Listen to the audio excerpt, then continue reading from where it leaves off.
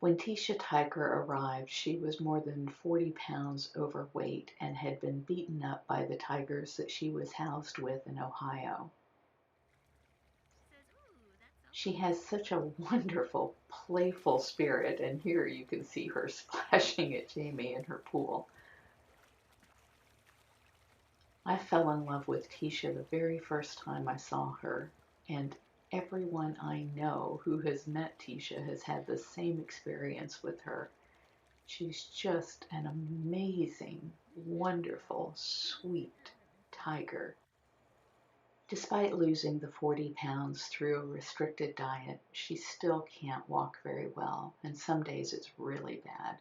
So what we're having to do is build a lockout for her where she's been eating and getting her water that's down at ground level, and then lifting her up onto some cinder blocks so that she can walk from this cage into the rolling transport.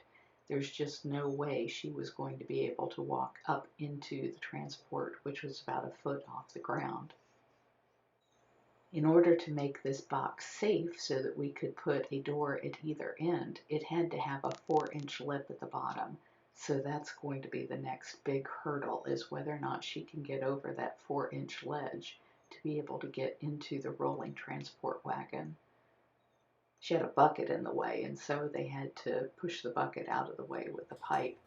And then they used the pipe to help her push herself up against the sidewall of the cage.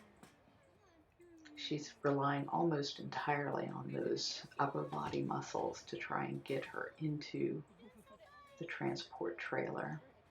And it was such a tense moment for all of us. Good job. That's a good girl. Come on. One more step.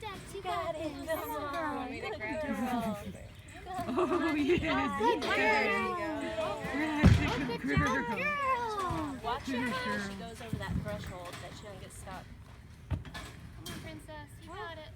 Oh, yes, yes. Good girl. Good girl. Oh, Girl. Cousin. Come here. Come on. That's a good girl. Oh, it's a good girl. Oh, so good. Try to get your tails in. You guys are geniuses. We were able to roll her up onto our new scales and see that she weighs 326 pounds. And then we put her in the West Bench Cat Hospital overnight. It's air conditioned in there, and she seemed to be getting a little overheated. So her trip was going to be 7:30 a.m. the next morning, and we kept her inside overnight.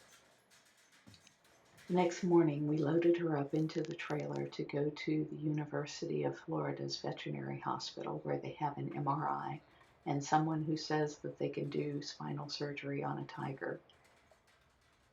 Teisha has been dealt a lousy hand, from being bred to be used as a photo prop to being discarded into a cage full of tigers who beat her up and paralyzed her, to now having to make this awful trip and deal with sedation and surgery and everything else that goes along with the recovery. But if it can save her life and give her some quality of life, then we're willing to do that, and we really hope that this is going to be a good day for Teisha. Either way, it will be an end to her suffering.